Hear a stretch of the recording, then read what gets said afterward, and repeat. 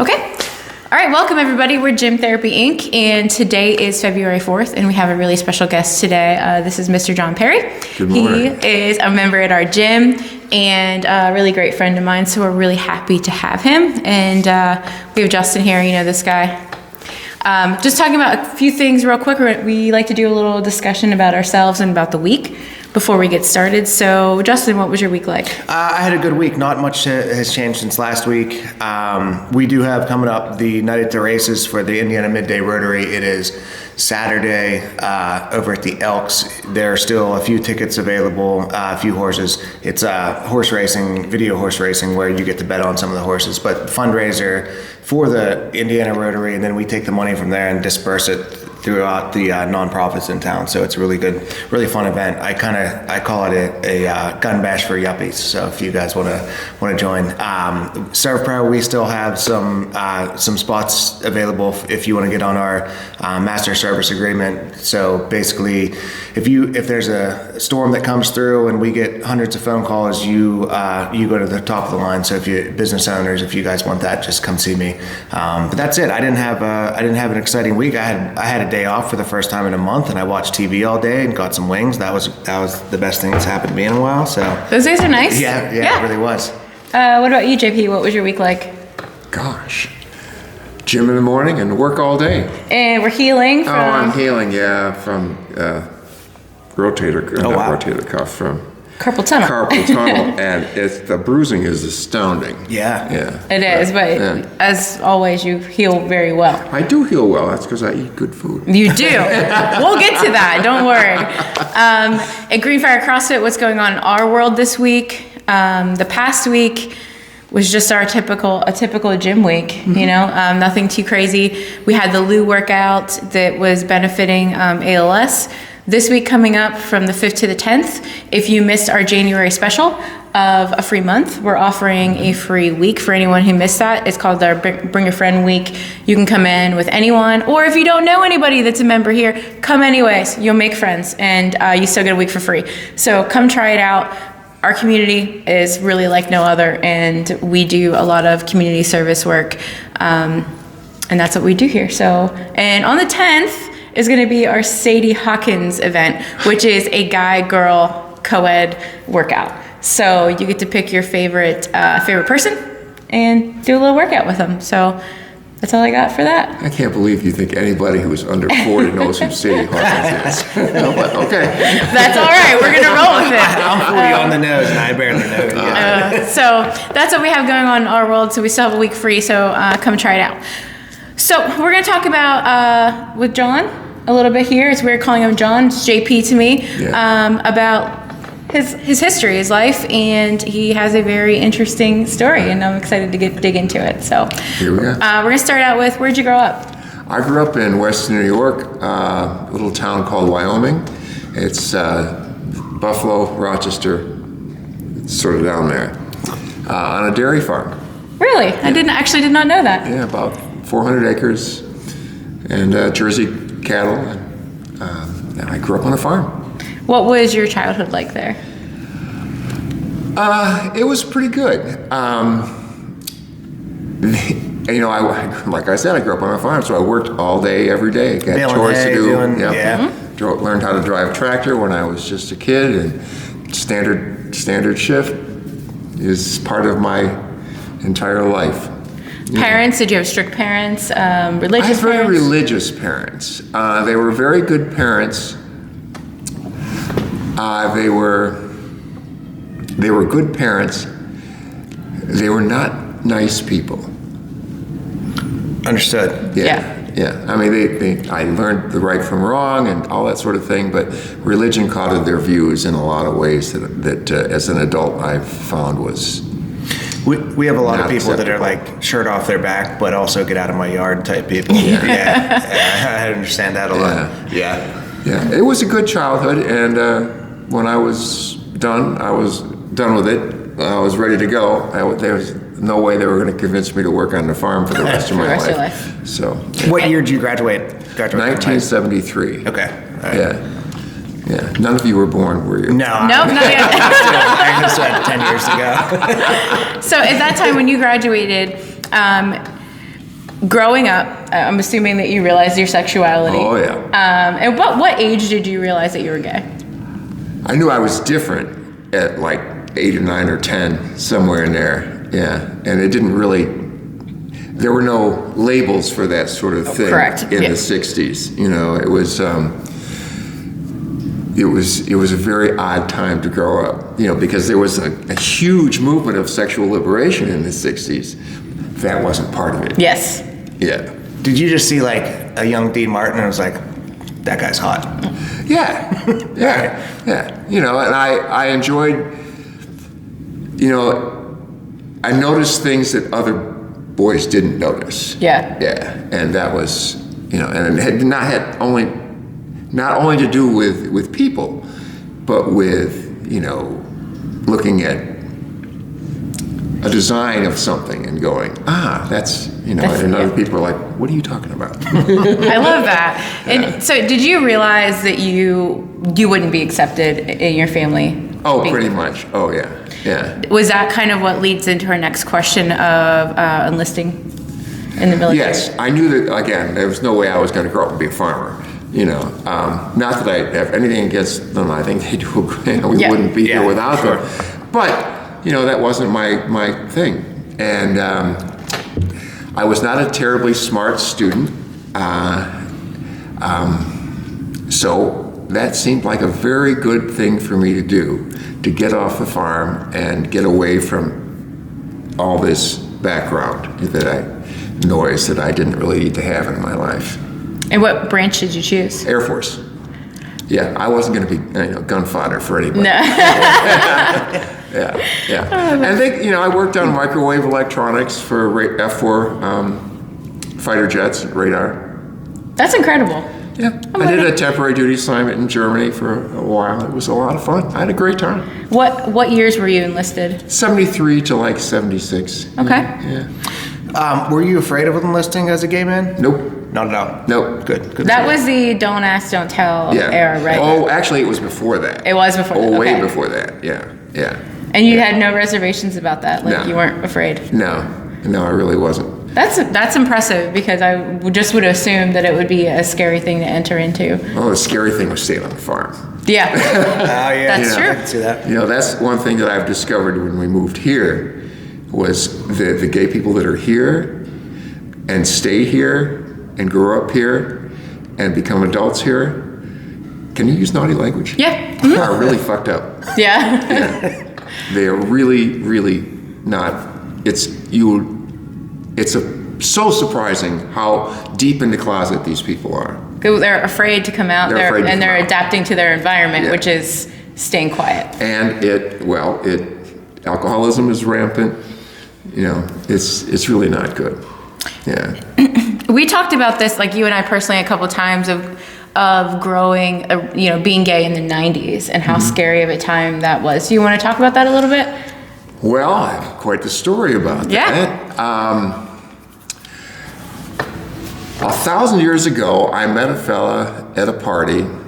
His name is Jeff. And he didn't like me because I smoked.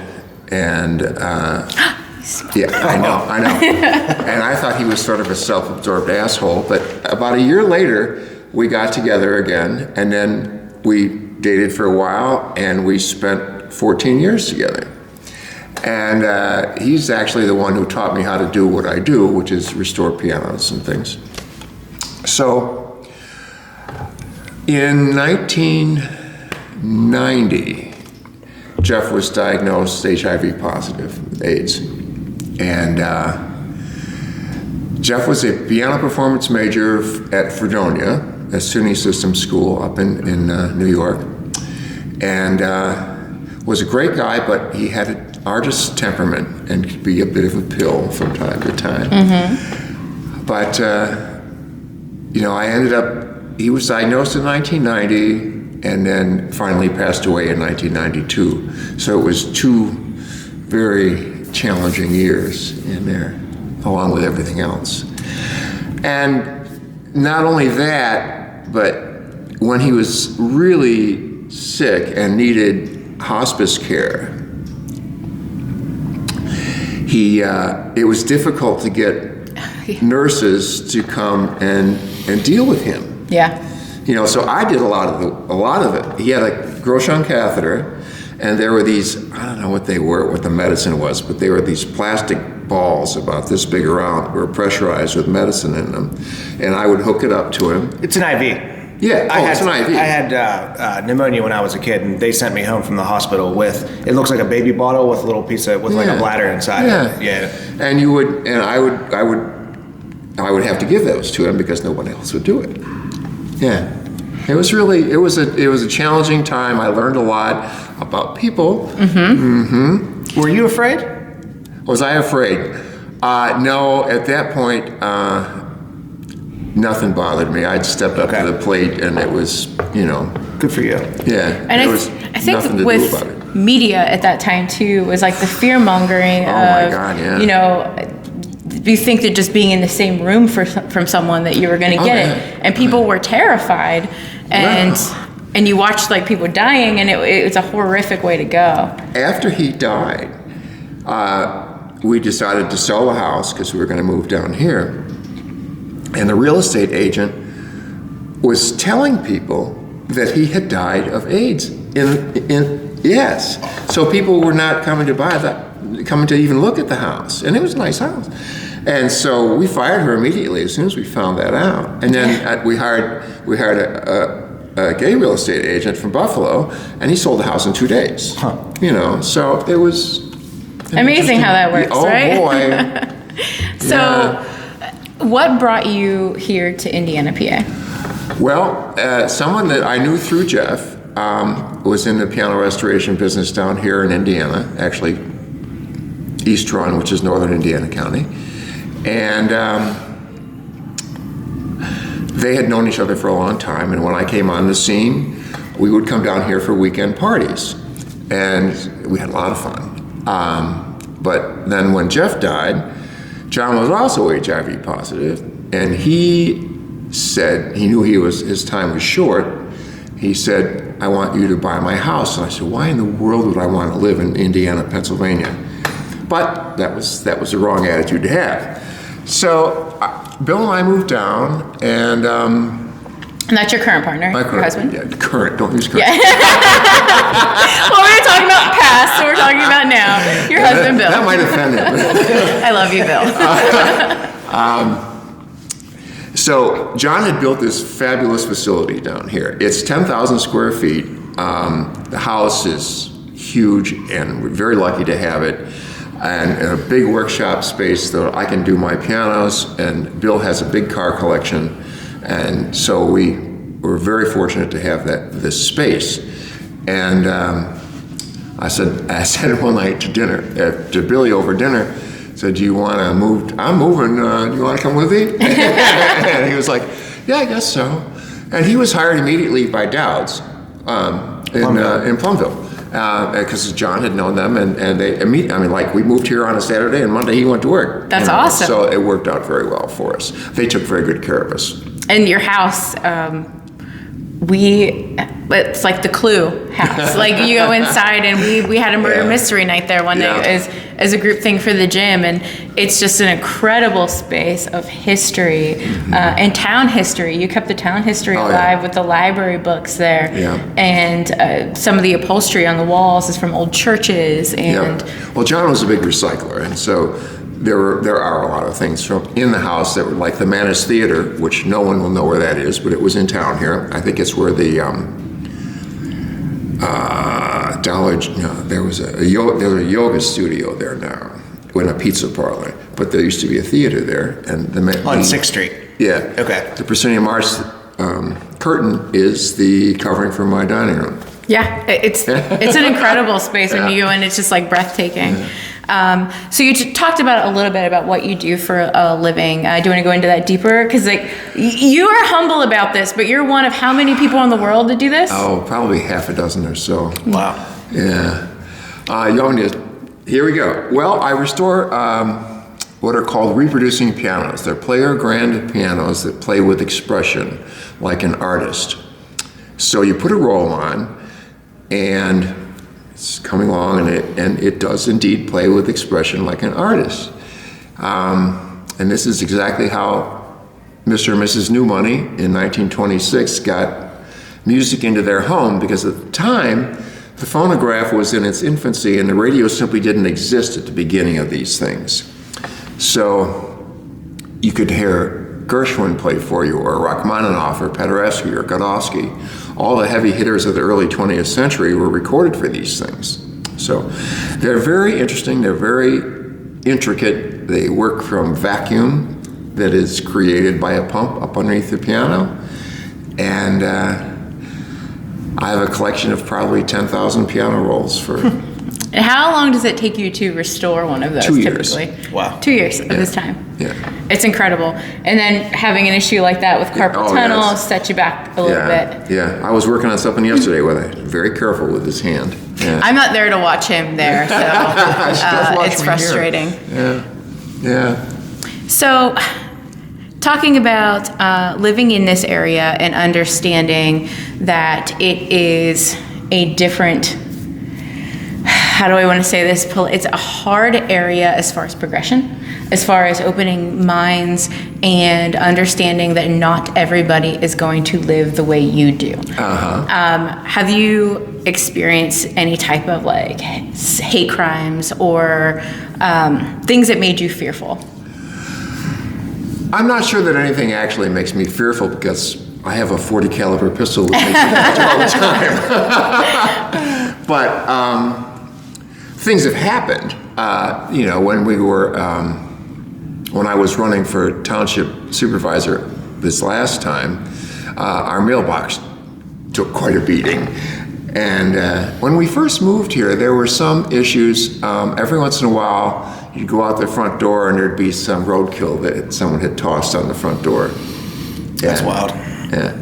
But other than that, it hasn't been too bad. I mean, it's odd that even after all these years, every time I drive out of the driveway, I look at the front door to make sure there's nothing there. Yeah, I mean, that's something that definitely caused trauma. I mean, who wants to wake up and find something like that? Yeah. And over what? And I think a lot of people too, when you ran for supervisor, and I mean, I forgot to even write this down because of the craziness that happened in the town that you live in. They were trying to put in an injection well, right? It's a converted well that's a mile deep, and what they would do is take the percolated waste from Marcellus shale fracturing and inject it into this well under a great deal of pressure. And they expected it to just simply go down into the earth and stay there forever. Well, Billy grew up in Love Canal, or next to Love Canal. So we have a history of not trusting people to do that sort of thing. There were a group of people, Stacy, her mom Judy, and Stacy's husband Mark, and Billy, and spearheaded this, along with CELDEF, which is the Community Environmental Legal Defense Fund. We made it through this, and we don't have an injection well. As a matter of fact, they capped and abandoned it, and then it still leaks, so it was never really a good candidate for injection. It still leaks, is that what you said? It still leaked. They had to come back and fix that again. Yeah. And that's and what you were afraid of, is it affecting all of your water sources? Well, we have a pristine watershed in this particular area, and to have followed that would have been disastrous for all the people involved, because they would have had no water. And the people in the township are probably fearful that you're spending their tax money and you're chasing all of this. So then when you're running for supervisor, they immediately look at all of the things that they can use as ammo against you as a public servant. And and then the reality of it was that we spent $2 from the township. And the rest was $1 the first time we hired CELDEF as our attorneys, and $1 the second time we did it. That's incredible. Yeah. I mean, and that goes to tell you. All that work was pro bono, and they did a wonderful job, and we're very, very, very fortunate to have had them on our side. And that's finally like closed and done with, or close to it? It's, I would have to say that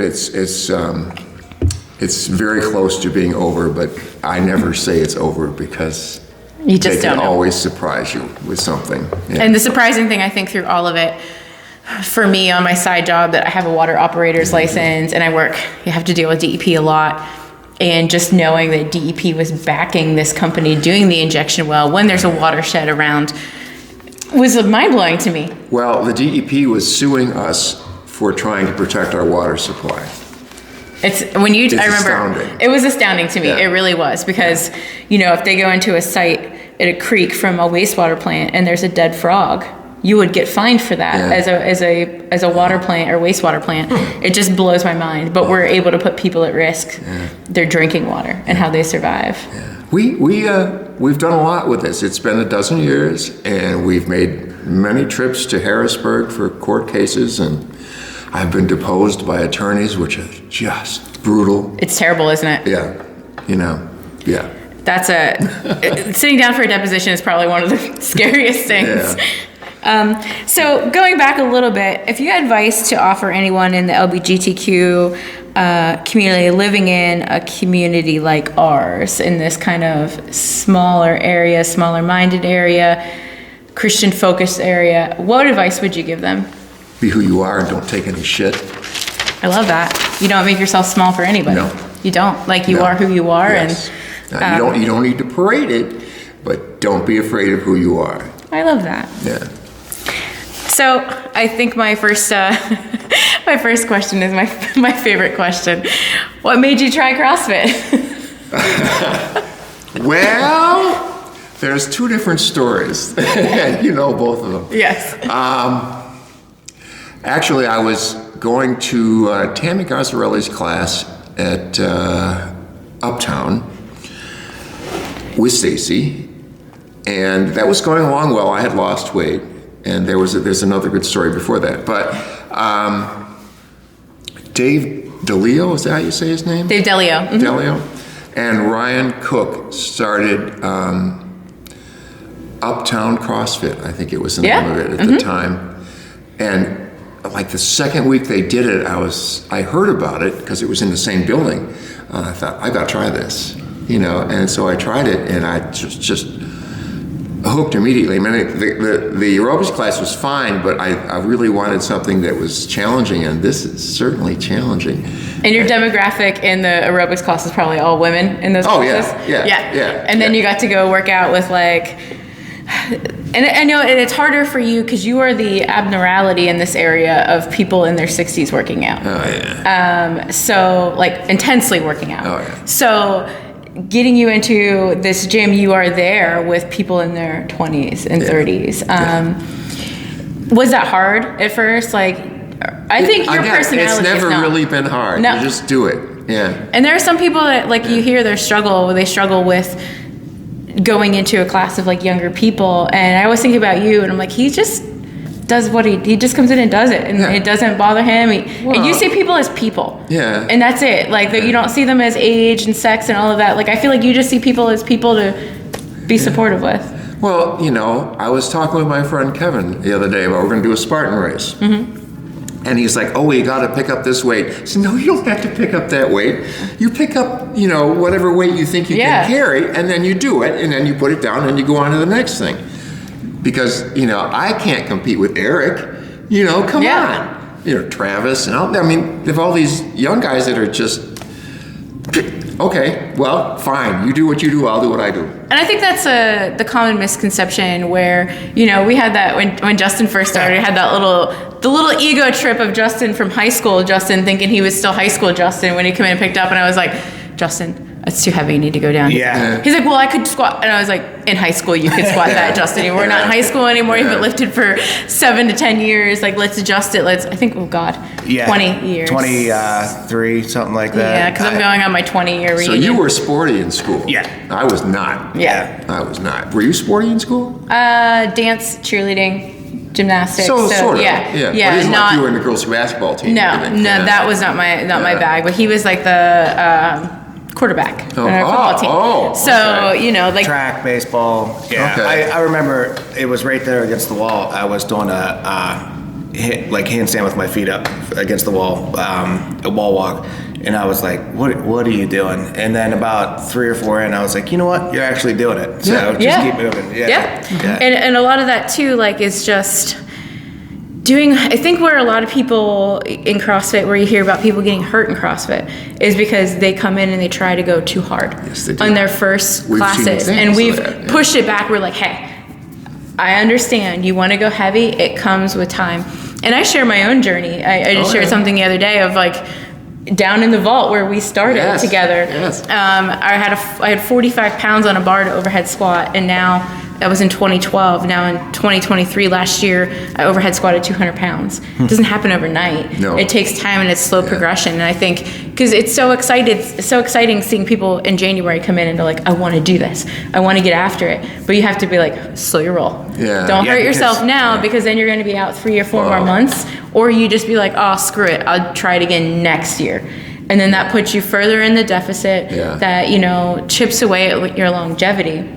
Yeah. I was feeling great, and we were doing box jumps. And I was like, jumping's my thing. That used to be, So I ready, jump, and then kicked the box right here and almost fell over there. And that happens to all of us. Yeah. JP got it, I got it, and it's just something that does happen. And those things happen in sport. Injuries do happen. Yeah. It's a sport. Mm-hmm. It's just. But when you don't have any injuries sitting in front of the television. No, and they actually say not short term, anyways. Long term. Yeah, long term, lots of injuries. With sport, like weightlifting is one of the lowest actual rates of injury compared to soccer, basketball, stuff like that. So, before we move on, do you want to take a quick break? Yeah, go ahead. Okay, sure.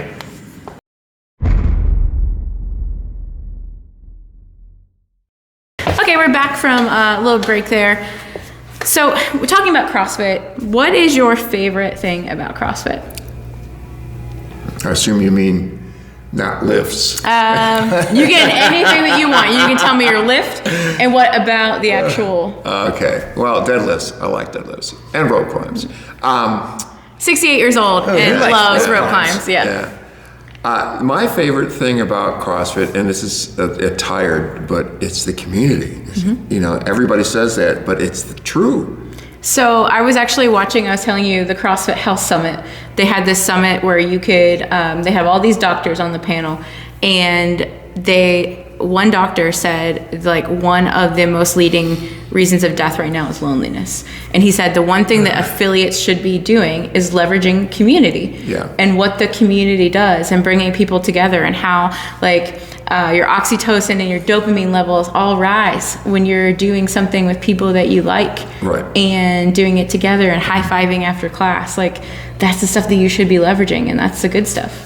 Well, every morning you get together with a bunch of your pals and you do stuff that you like to do. Yeah. How hard is that? Yeah. Yeah. And it feels good. And you were here with me through the pandemic and how lonely that was in that time. Like you didn't realize how much you depended on these 1 hours a day with people until you didn't have it anymore. Well, we certainly made it through that with flying colors. I loved when we set up out in the turf. Mm-hmm. That was fun. Everybody had like a 12-foot cubicle and their own barbell and their own little bottle to spray stuff down with. And even though we were all separate from each other, we were all still doing the same thing. Now, there was a time when we couldn't do that, but we did it as long as we could. Yeah. And then working out at home with the Zoom, that was... At least you still got to see people, those people who had decent internet connections. The rest of us were like SOL.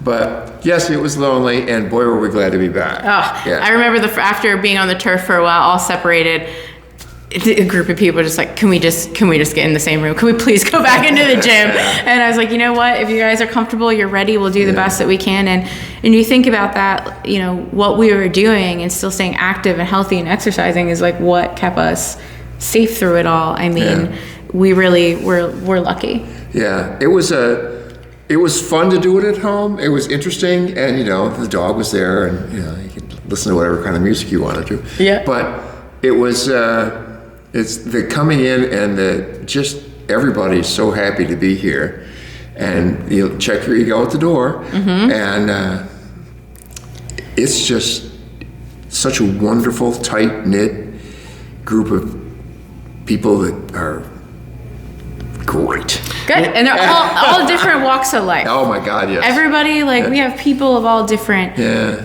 religious backgrounds, different political backgrounds.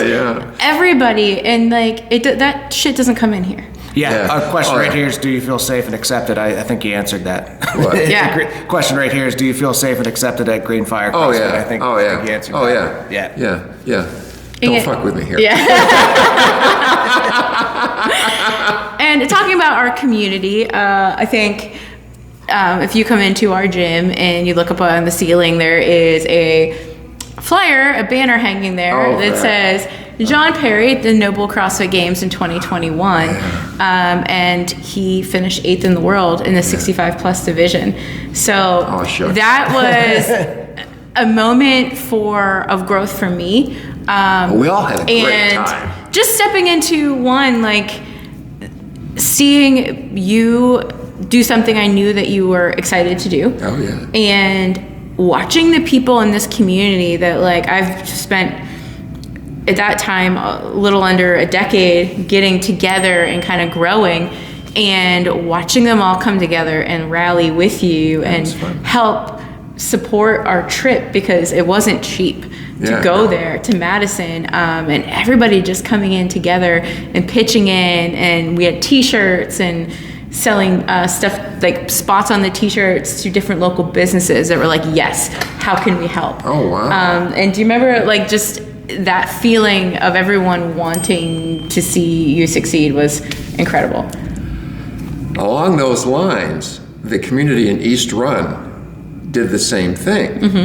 There was a party that I had no idea this was going on, and there were probably 30 people there, and they were all on these blue shirts that had my name on them, and I was like, what's this about? And then of course it dawned on me that all these people had gotten together and they gave us a good deal of money. Said, here, go have fun, do what you need to do. And they had a party when I got back. So it was like, oh my God. And the financial obligation of doing something like that, it was a lot. Yeah. And then of course, when you go there, you have to buy food, you have to do all of those things, and you have to buy clothes and the game stuff and memorabilia. Well, when you told me I was going, or we figured out that I was going, I had no idea that it was this process. I thought, well, I'll get a hotel room and I'll go do these things, and then I'll come home. I'll take my little car and off I'll go. And she was like, I don't think so. No, I was like, no. You need to have a coach with you. Yeah. These are things you don't have to. I didn't know that. But, and it being in Madison, we had two other people that came, my partner and Megan, your gym wife, all came to support. And I think probably my favorite moment was just watching you absolutely destroy the deadlift rope climb workout. Like, destroy that. And he wins the event, and literally at the end he had to sprint down to the end of the field to cross the finish line. And there I have my coach's band on. I have this band that says coach. I am just like running past people with him to the end.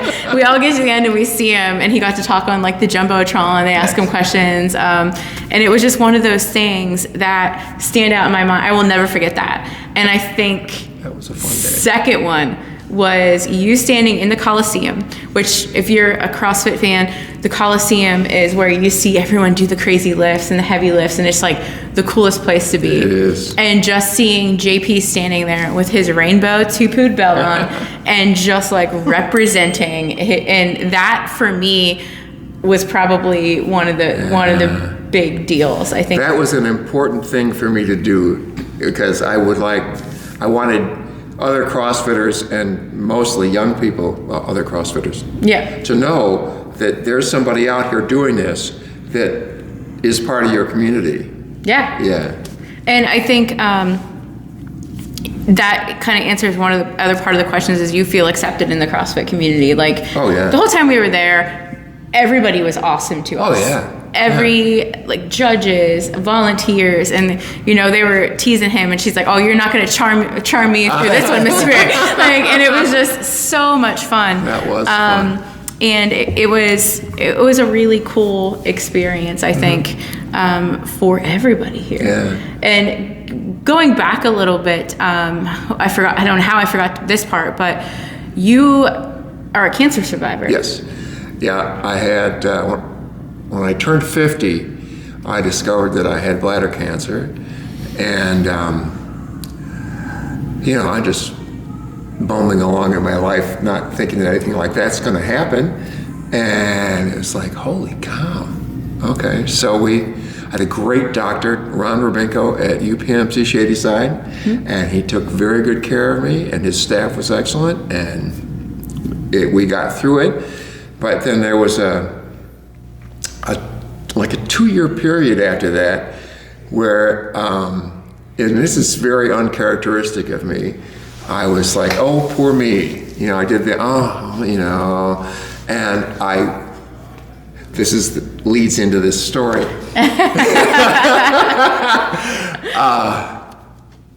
My weight went up, my pants were like 36 and my weight was 215.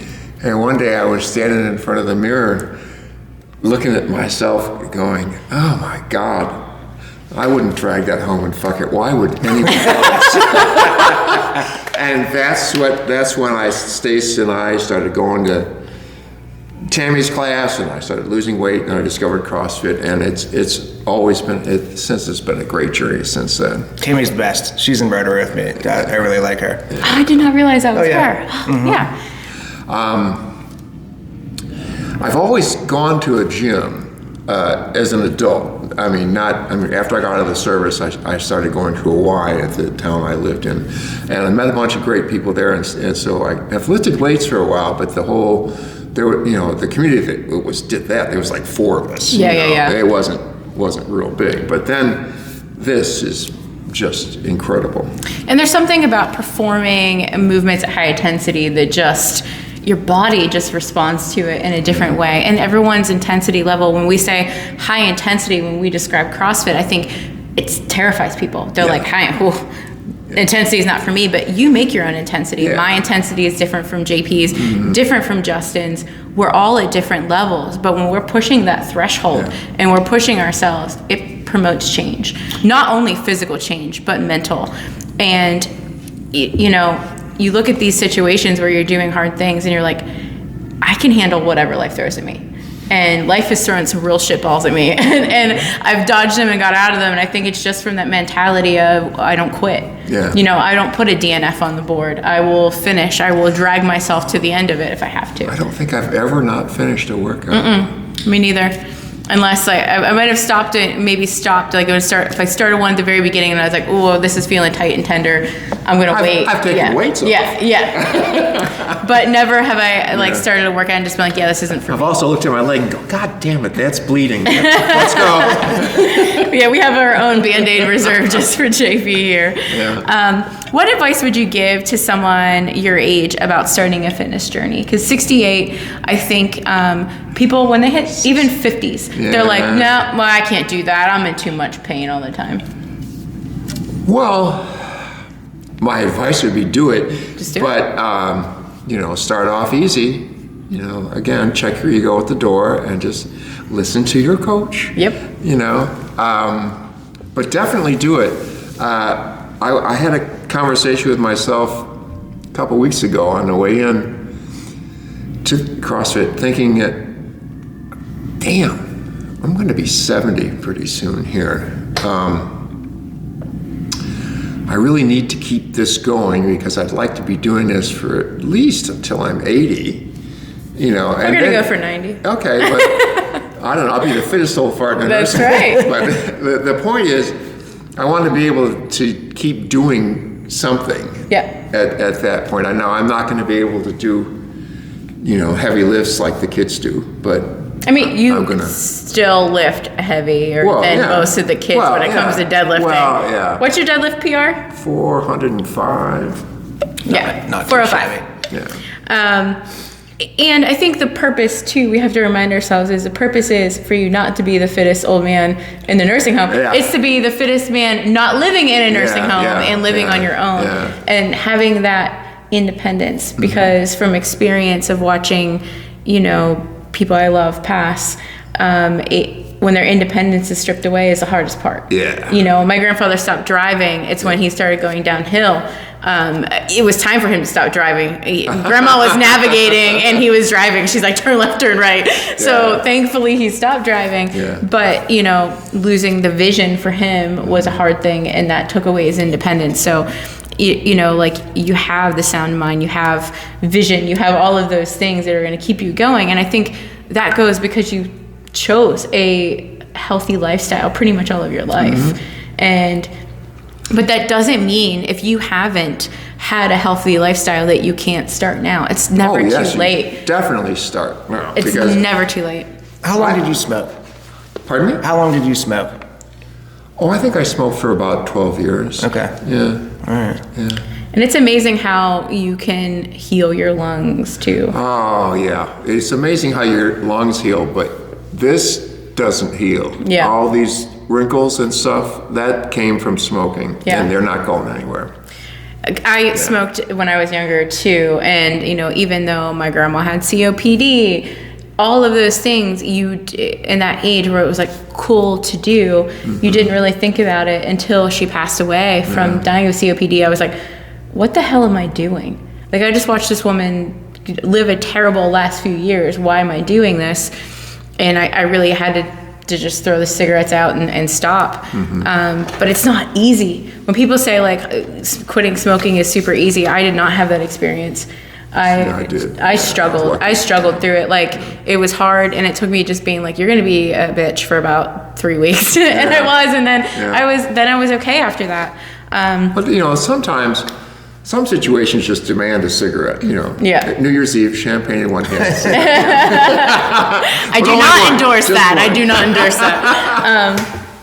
So what are your goals going forward? Which we kind of talked about a little bit. Well, I want to stay healthy, obviously. I'd like to not have too many more surgeries.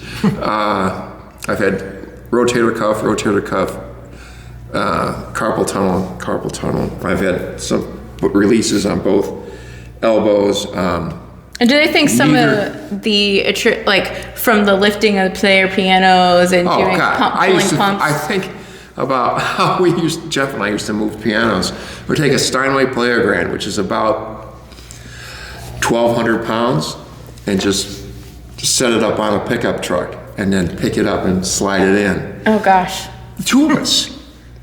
Yeah. Well, that was tough on me. We don't do that anymore. No, we don't. You're very symmetrical with your surgeries. Like, do you just schedule the other one whenever you're done? No, it came to be needed, and both of the small heads of the biceps are detached, and that's just from working too hard with really heavy objects outside of the gym, not in the gym, but like trying to lift pianos and things. Yeah, we had a conversation the one day. I said, I don't work that far away. If you need someone to help you pull a pump up, you're gonna have to start asking for help, and it's small things. Yeah.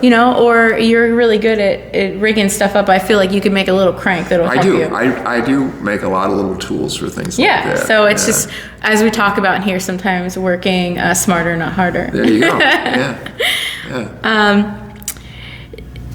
I don't think I answered the last question, you didn't. But I don't remember what it was. So it was, what are your goals? So your goals were staying healthy. Do you have other goals as far as maybe for you and Bill in life, or? Well, I'd like for us both to cruise into retirement, being happy with where we are.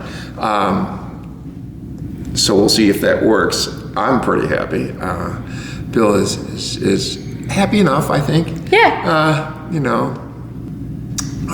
He's a wonderful car collection, which keeps him busy. It keeps him busy, absolutely. Yeah. So, I just want to live. That's it.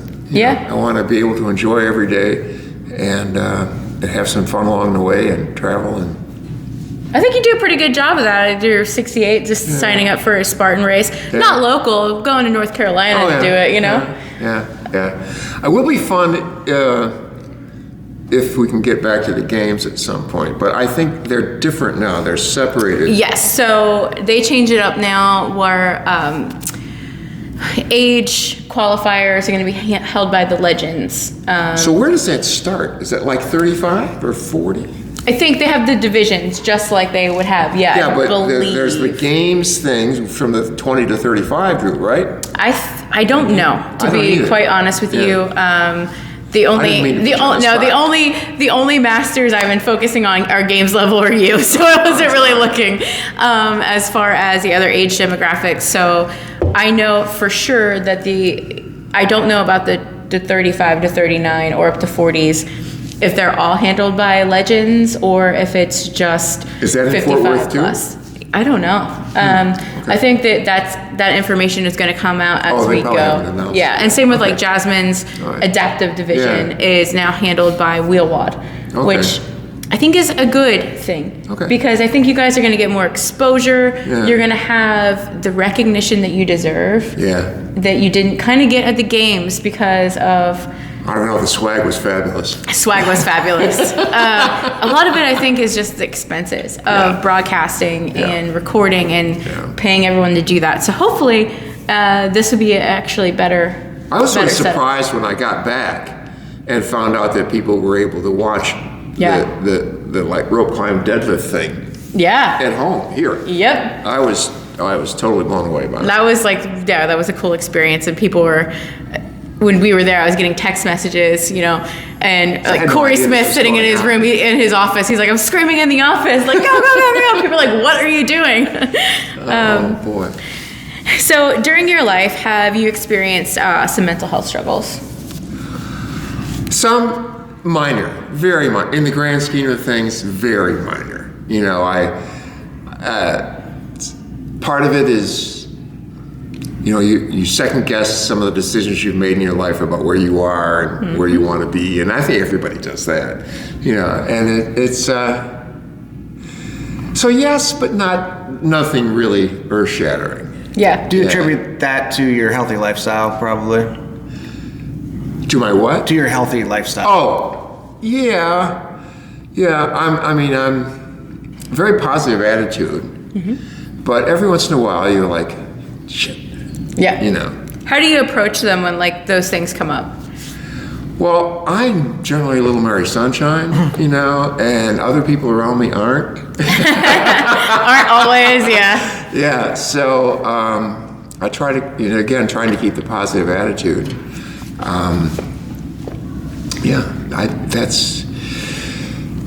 It's difficult when other people are negative and you try to be as positive as you can, and they simply refuse to even try to be positive. It's the glass half full, glass half empty. I think we're on the same wavelength of seeing the glass full. Like, hey, look at all the good things we're experiencing. And I think when some people are hit with difficult things, they can only see the difficult things. And no matter what we do to try to like change their perspective, it's probably ingrained from childhood. How they grew up, how they were raised. And I think the best deflection is trying to not let that affect your own psyche. And it's hard because it's very hard. And you have to kind of be like, oh, well, I'm sorry that you're feeling that way, but this is how I see it, and kind of move on. And it is difficult. Yes, conflict resolution is an interesting topic that my therapist and I share.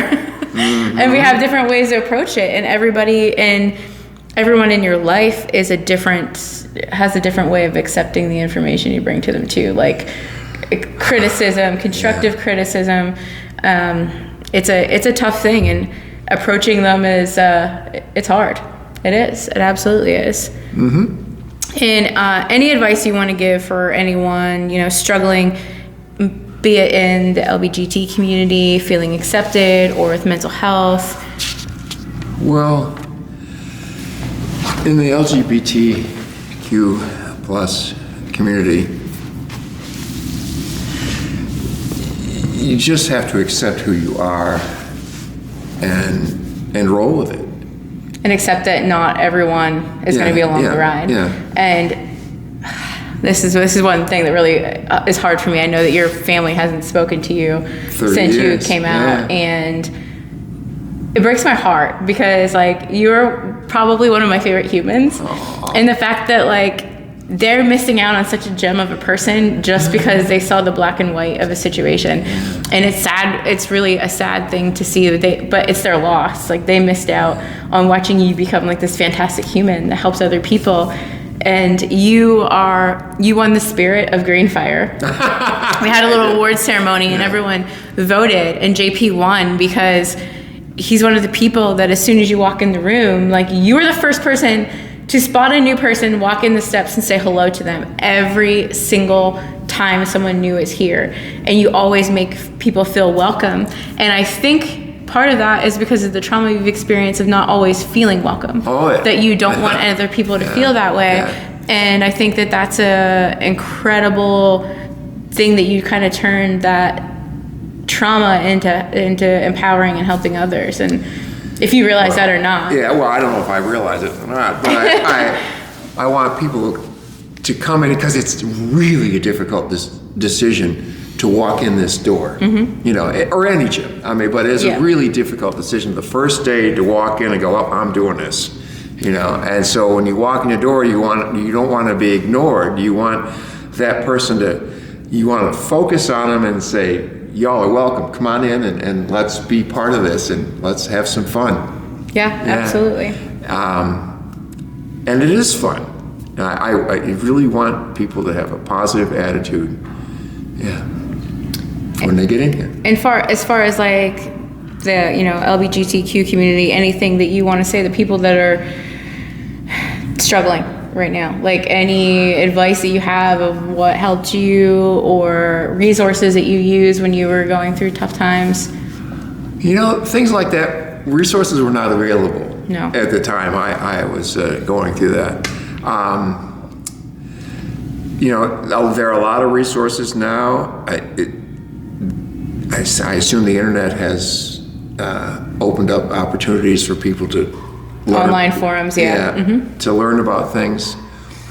My advice would be, again, be true to yourself and do what you need to do. Don't do drugs. A little alcohol's okay. But, you know, just try and maintain your sanity, and because you're going to get through it no matter what. Yeah.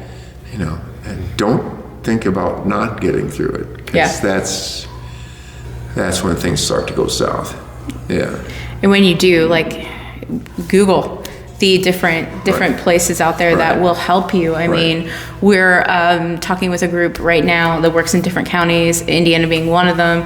They're headquartered out of Westmoreland County, and and they work with this community and making people feel seen and supported and meeting people where they're at, which is kind of what we're doing here. Mm-hmm. And it inspires me as an affiliate owner to do the best I can to make CrossFit accessible to all demographics. Yeah. And you do that. All financial levels. Yes. I mean, that's the hard thing, is sometimes affiliates, they charge a lot of money and people can't make it. Right. And they just simply can't afford it. And with the cost of groceries right now, all of those things, like, I want to do the best I can to get people in here, and I'm trying to figure out more ways to hopefully get some grants to get people in the door that might not have access to it. And we're working with, Justice Works, a group that's working with, kids that need a little extra support. They may not have it at home. And that is something that's important to me, because had we maybe had those kind of groups when we were growing up, I wouldn't have watched so many people I love die from addiction, die from overdoses. Yeah. We've buried, I don't even know how many kids from my own graduating class, at least 3 or 4 I can think of off the top of my head. Wow. In the years above and below, it's even more. I mean, out of our school, probably 10 people we can think of. Yeah. Wow. Or had some kind of severe trauma in their life because of addiction. Mm-hmm. Like, it's just, it's incredible. So having resources where people come in and they feel safe, they feel seen, and they're given a purpose. when you have people believe in you, you have this purpose of like, I don't want to let these people down. I've been working really hard. Like, I don't want to let people down. So watching the CrossFit Health Summit gave me a little bit more ammo and stuff that Justin and I need to discuss of how we can take Greenfire CrossFit, our gym therapy, and kind of press and hit more people in the area that are going through mental health, addiction, behavioral issues, and reach out beyond that. Sure. So I think CrossFit's kind of the cure, the prescription. On more than one occasion, our group of people here at Crossfire has stepped up to the plate and helped people that were in need in our group. Yeah, so that's... Yeah, and I think one of the biggest things with here at Greenfire is everyone, if someone has lost someone they loved, someone is going through an illness or a difficulty, and we've made meals for them, we've done those things. That's just kind of what we do. And look, community service is important to me, and I make it kind of important to everyone here. Give everyone chances to donate and help, because my family, my mom came from very little. And I remember her talking about growing up and not having things and how hard her life was. And I see her having to work really hard to get rid of childhood trauma and to, dispel that generational trauma that goes from forward. And it's stuff that like we do by giving service to others. And I think it's super important. And there are foundations out there, like I believe it's called the Out Foundation. And they have CrossFit workouts that they do in support. So I just got an email from them probably a week ago. I'm going to check out their email and see what we can do in support of that. So, anything you have coming up the next week we should be prepared for? I'm going to start teaching classes at Favor and Bolivar Thursday night. So Thursday night at 6 p.m. And they just bought bought a church and turned it into a community center, and we're going to talk about what we talked about last week, which is how and when to help people. But 20-30 minute workout followed by a class, but that'll start again Thursday, and we're going to go every other week from here on out. Good. Yeah. Good. And I think for us at Greenfire, all we got coming up is our Bring a Friend week that we talked about. Nice. So 5 to 10. Bring friend, any class time you want to drop in, join.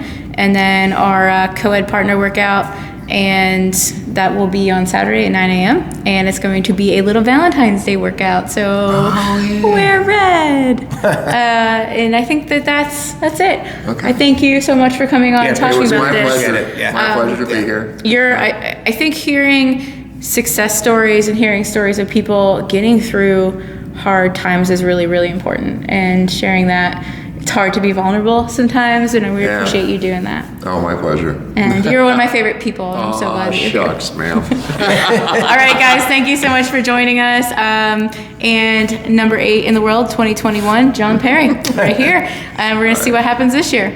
Yeah. All right. Get outside. It's going to be beautiful today. Yes. Yeah. Love you guys. Bye.